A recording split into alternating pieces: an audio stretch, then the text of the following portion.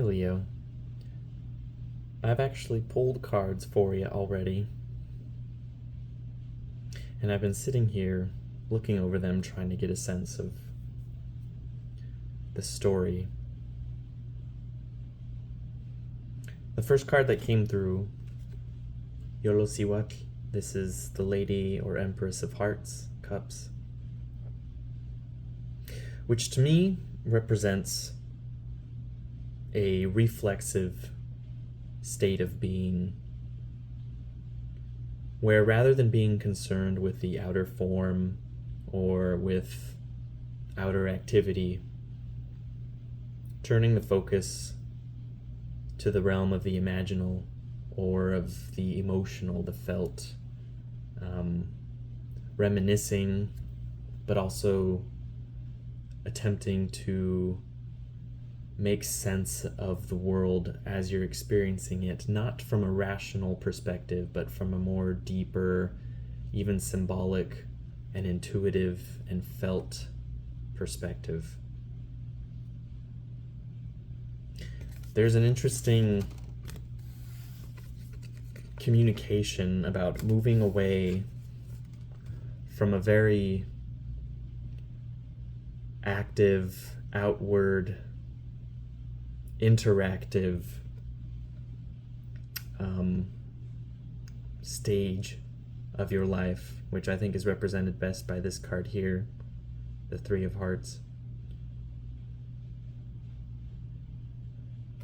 And actively moving away from it, severing yourself from this. Not necessarily because it was anything bad or because it was indulgent, which I think is another association people typically place on this card, aside from the more jovial, celebratory associations that people have. But I see this as a very social and dynamic and outward and interpersonal card. And this Six of Flint is sort of like the process of moving away from that, of severing yourself from that and moving towards something different. Now, what is that something different? The Hanged Man. This is a card of sacrifice, of giving oneself up in the pursuit of something larger than oneself. Sort of relinquishing control and trusting that the universe or that circumstances will sort of naturally take you into the stage you need to go, or in the next stage that you need to be in.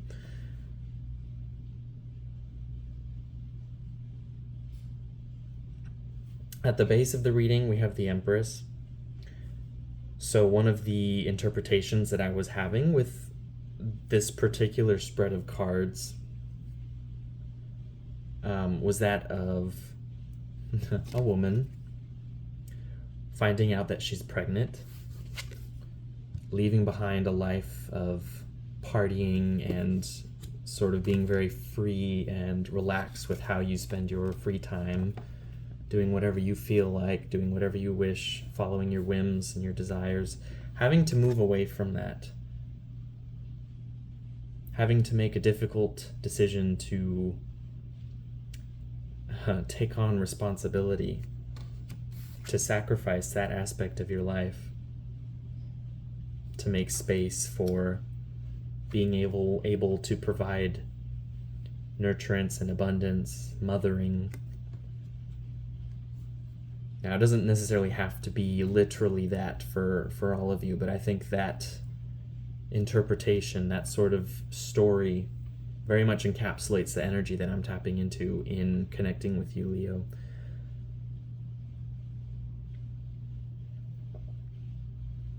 And I'm hearing the phrase in my head, putting on your big boy pants, and I feel like that kind of encapsulates the message that's trying to come through. But I feel like there's a little bit too much association with that phrase.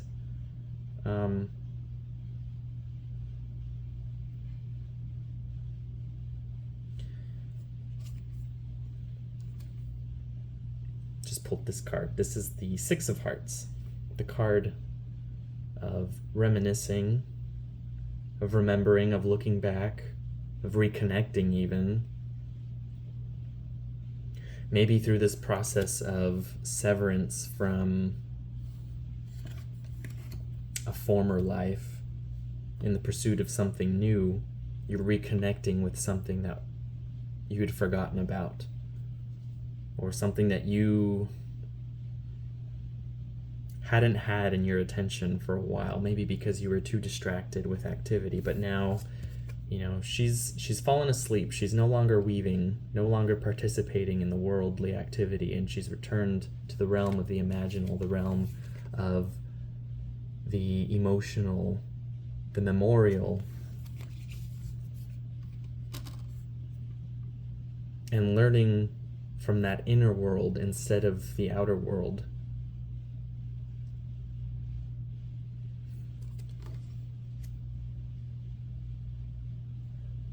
A lot of the Leo friends that I've been connecting with over the last several months haven't seemed quite as large, quite as expressive as I'm used to them being. And I mean, it makes sense given the atmosphere of the time, but I also feel like there's a lesson in it.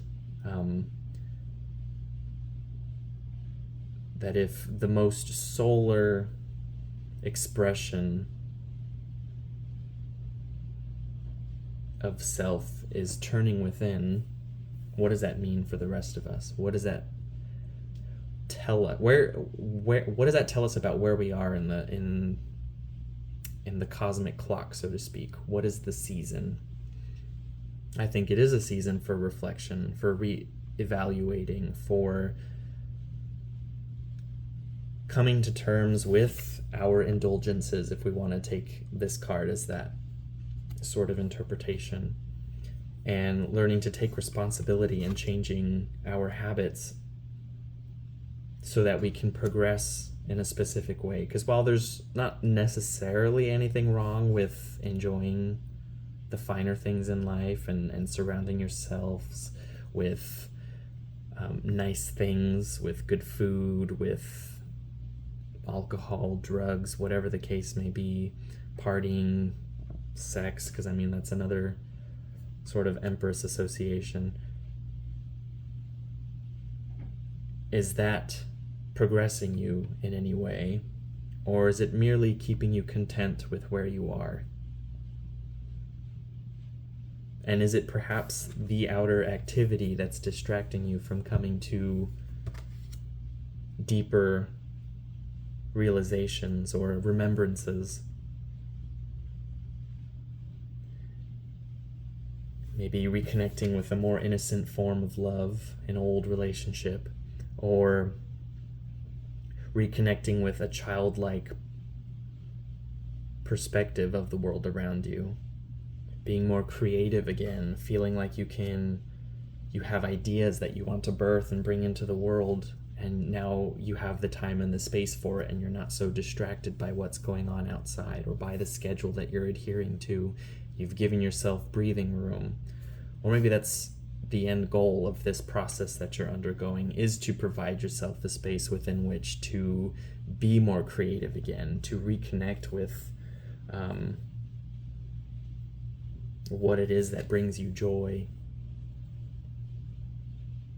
that isn't dependent on external validation or on specific circumstances. It's self-created.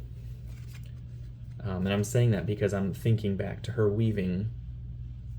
It's very artisanal, very creative. But it's like without her focus and attention and willpower, that thing wouldn't come into being. That shawl or dress or whatever it is that she's weaving this cloth for wouldn't come into being without her intention enacted through action.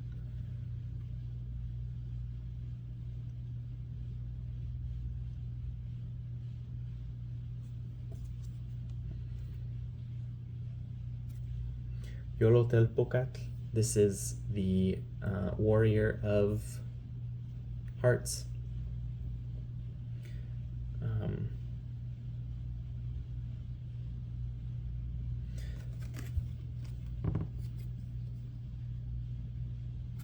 This is kind of interesting.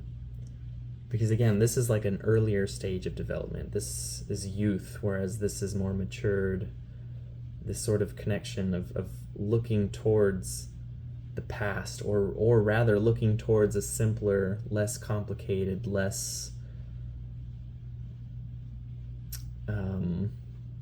weighed down perspective, and approaching things with curiosity again, and with excitement, and with innocence, with trust.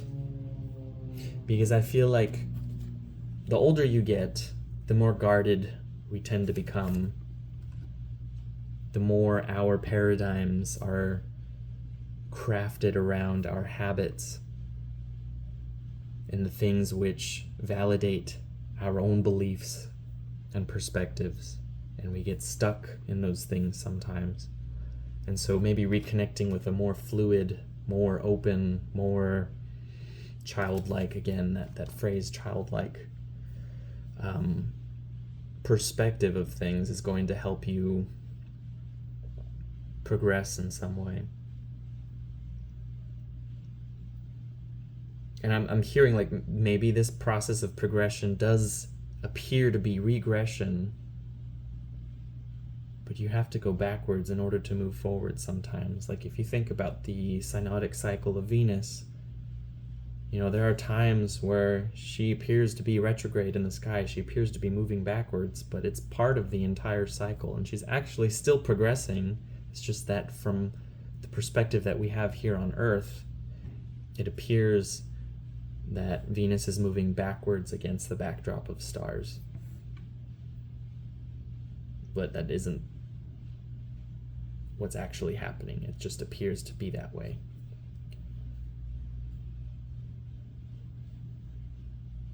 It's all still progression, this sort of spiraling. It seems like we're coming back to the same places, but you're still moving in the same direction, which is forward. You're still unfolding. It's not like you're imploding. What's the word I'm looking for? Contracting? Although it looks that way,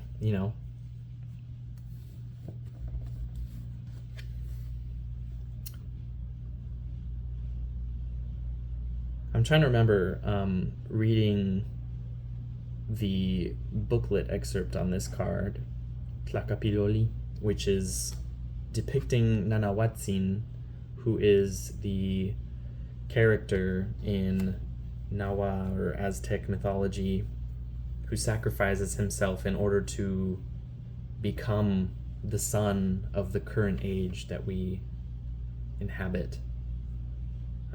He's reborn as Tonatiuh, who basically shines over our heads and allows our activities to unfold and flourish, who allows the crops to grow, the abundance of the earth to be fertilized with life and light and color and nutrition and vitality.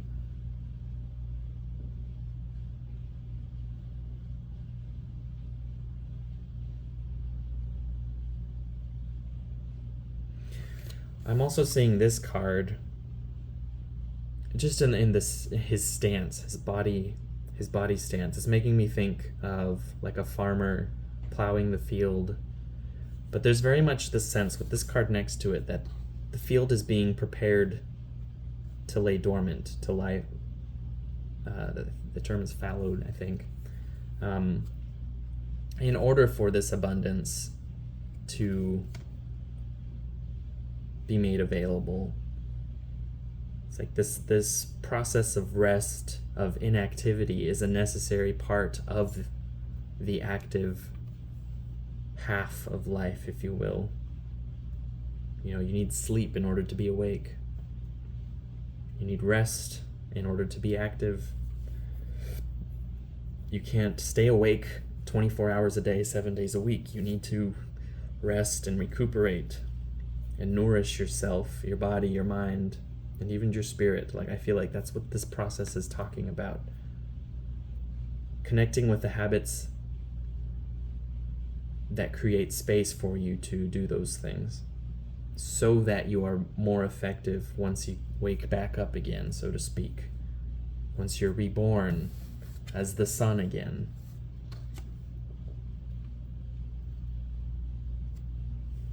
And I say again because, again, it's a cycle. It's a spiral. It's a circle. Always progressing. There's just different stages. And they all appear different. I'm going to pull one more card, okay? Okay. Well, going back to what I was saying about the artistic pursuit, the creative pursuit, something artisanal, he's very much like the embodiment of like a scribe or an artist. Or I guess back in those days in Mexico, it was, if you were a scribe, you were essentially an artist, a writer, an author. You know, you encapsulated multiple fronts. You did many things. And it was a sacred act, this process of creation, this process of externalizing what was internal. And also this process of studying, because this is, again, like a more youthful stage. You know, he's not the Empress, he's not the Lord. This is, I think this is the equivalent of like a page.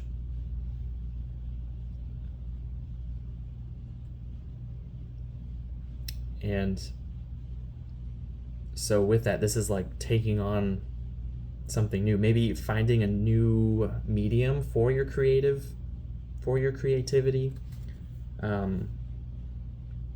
Also, if we're going back to the pregnancy analogy that I was making earlier, I can see this is like somebody reading through books about parenting, or watching videos and trying to figure out what that process looks like and how best to maximize efficiency within your life as a parent, trying to prepare for that mentally and making sure that you're well equipped, which I think is exactly what this process of in drawing that has been communicated about this entire reading is really about, is fortifying yourself with knowledge and information and perspective, so that when you do pass that threshold, when you do give birth, so to speak, or when you do go back out into the world again, you're better prepared to deal with the circumstances that arise.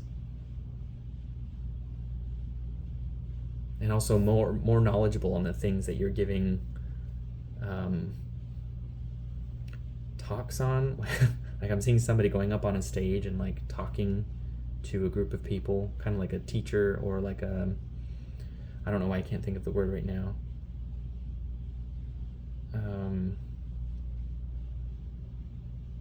Like a presentation. You know, the thing that people on TED Talks do.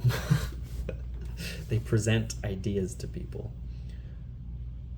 But like, this is the period of study and refinement and preparing the slides, so to speak, but also getting the rest that you need so that when you wake up the morning of the talk, you're not fumbling your words and you're not, you know, standing there with bags under your eyes and brain fog and heavy body and fatigue, you know, that sort of thing. So that's what this is all about. Honor the fact that you're in this position of the cycle, and don't beat yourself up for it.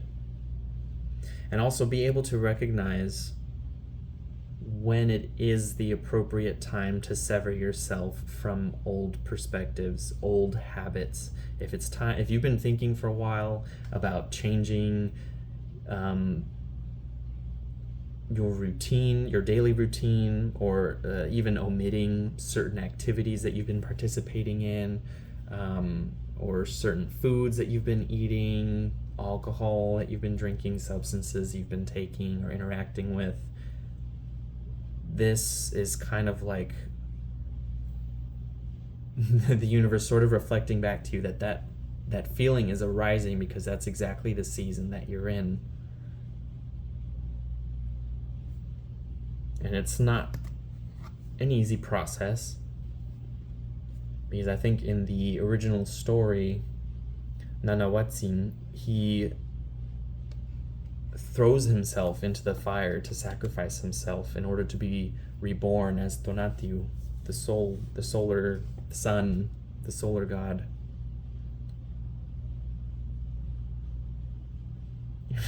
I don't think you have to really say much on throwing yourself into the fire in order to kind of have the image of the suffering that would create. Like, it's not an easy process. It's transformative and powerful, and leaves nothing of what was there before in its wake. But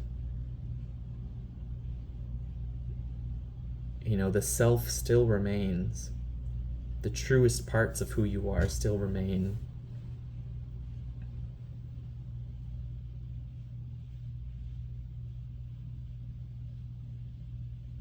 It's like that has always been there. This reconnecting is just putting you in touch with something that you've known your entire life. Something that's never changed. Something that's always remained and been stable, regardless of the circumstances, but you just haven't always been aware of it because you've been distracted, and now you're being forced into not being distracted.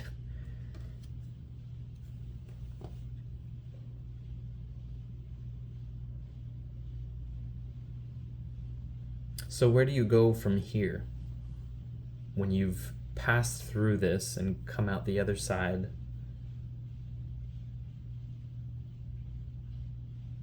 To go back to the Venus cycle, this is like Venus being reborn after inferior conjunction as the morning star, rising in the east before the sun rises.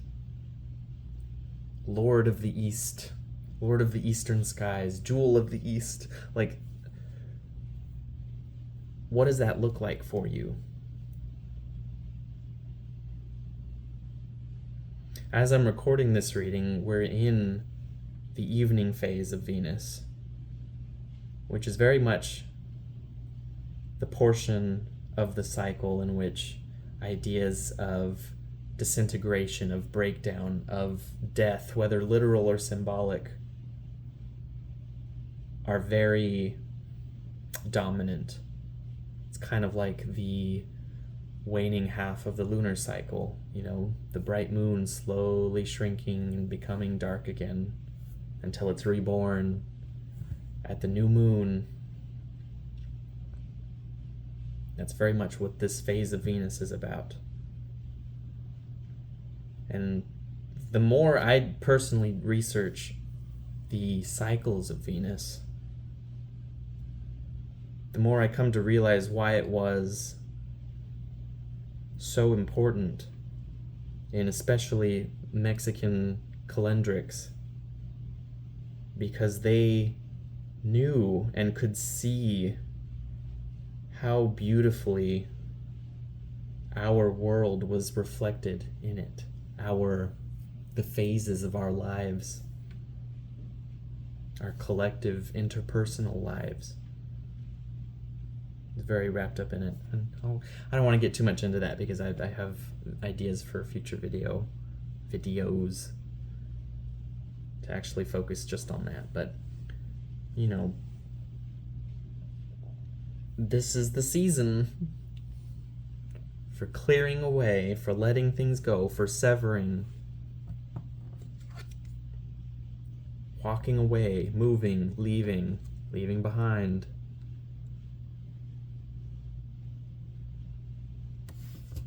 Realizing that you're a little too old for this.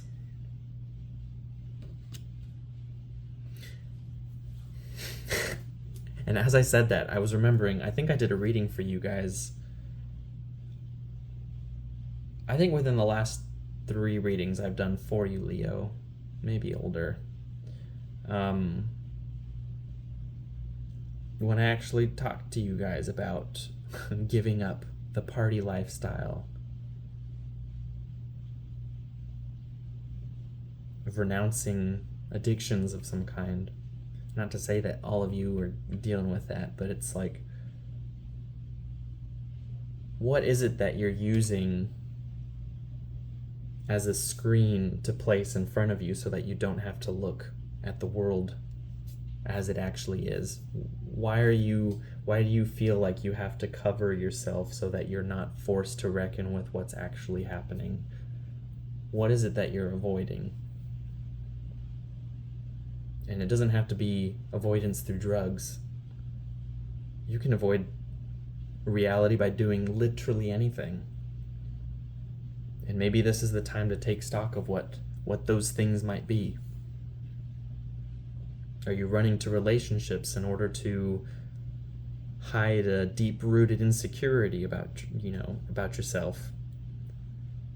Are you burying yourself in, I don't know, video games or I guess you could even say like hobbies or school or work? What does this process of avoidance look like for you, and how can you progress beyond it? Because it's a pattern, it's a cycle that you've apparently been stuck in. And I'm not just speaking to you. I feel like we all can relate to this to some extent, but maybe for whatever reason, Leo, it's just very much more of a dominant shape in your experience right now.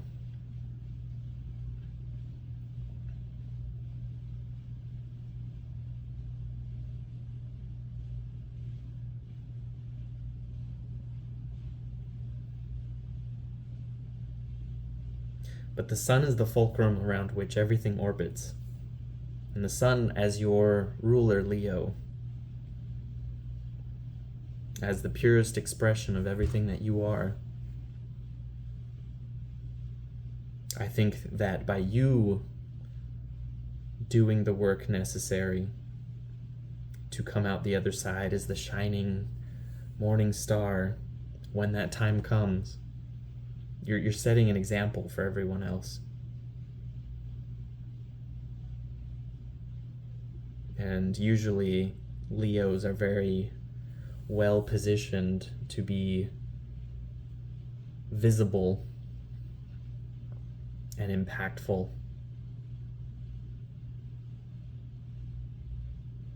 Whether they intend to be or not.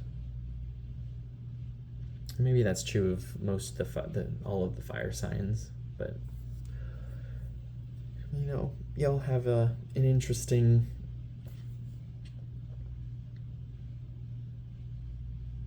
what's the word I'm looking for?